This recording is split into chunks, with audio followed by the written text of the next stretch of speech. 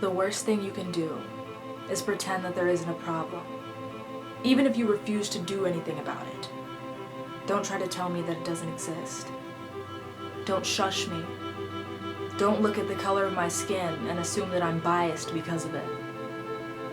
Don't get me wrong. I was raised in mostly white environments. Part of me always wanted the fair skin, the light eyes, the tame hair. I'm still living in a mostly white environment. There are people who are going to watch this video and think, even if only subconsciously, wow, listen to how well-spoken she is. And she's black. So don't tell me that I don't understand. Don't tell me that my opinion is skewed because I was raised in a black household. I grew up away from the violence. I only saw it on TV. Black on black crime in black neighborhoods in the black of night. I won't tell you that it doesn't exist. But don't tell me that black on black crime is any valid reason to ignore disproportionate white on black injustice. These are two separate issues rooted in two separate struggles. Don't justify institutionalized racism with some weak blame game. Don't pretend that this is a game, that it's not real. We successfully elected a black president, yes. Black people have created their own culture, and it is thriving. Yes, black icons have made their mark on society and are continuing to do so every day, yes. But don't pretend that it was easy. It's never been easy, and it will never be easy.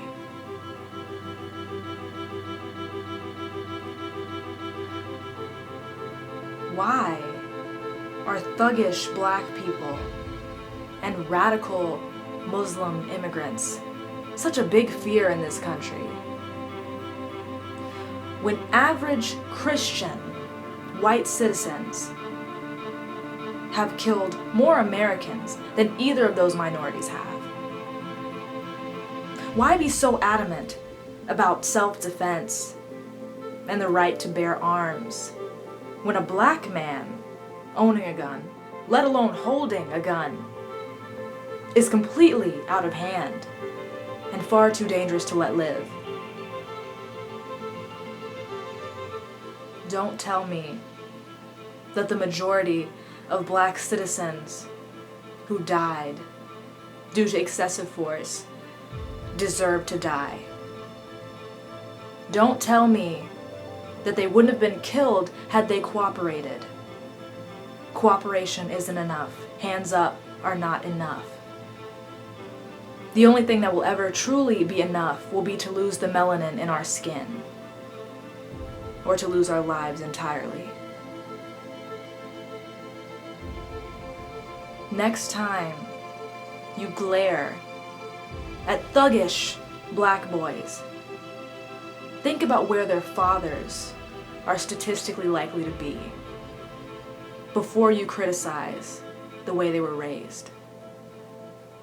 Think about who most likely took those fathers away from their sons.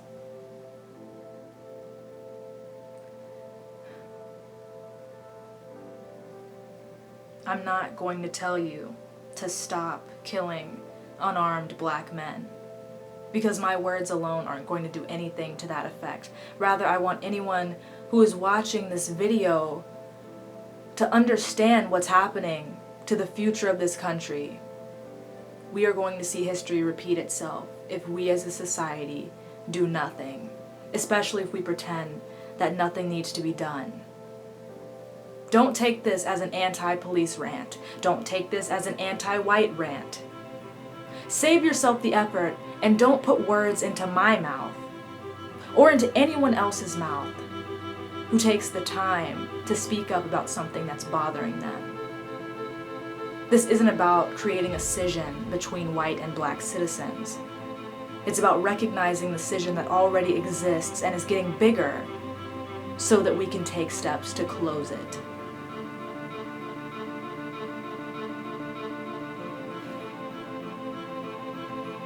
So before you shout out "All lives matter" in protest to "Black lives matter," how does that sound?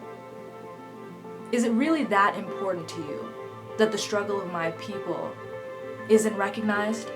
Even if you don't believe that it's happening, how is awareness of it harming you at all? Are you that insecure that you have to say, oh, well, black people had it bad, but we have it bad too sometimes?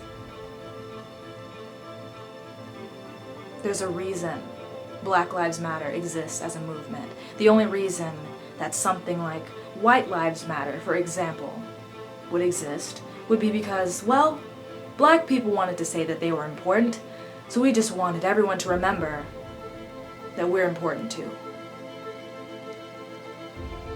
No one has forgotten how important white people are. Trust me. All lives should matter equally. That's the goal. We won't get there like this. Black Americans are free, but not nearly as free as white Americans. There's a problem with the way we're living. So don't shush me. Don't go out of your way to invalidate my people and what we've experienced, what you will never experience. Because the worst thing you can do is pretend that there isn't a problem.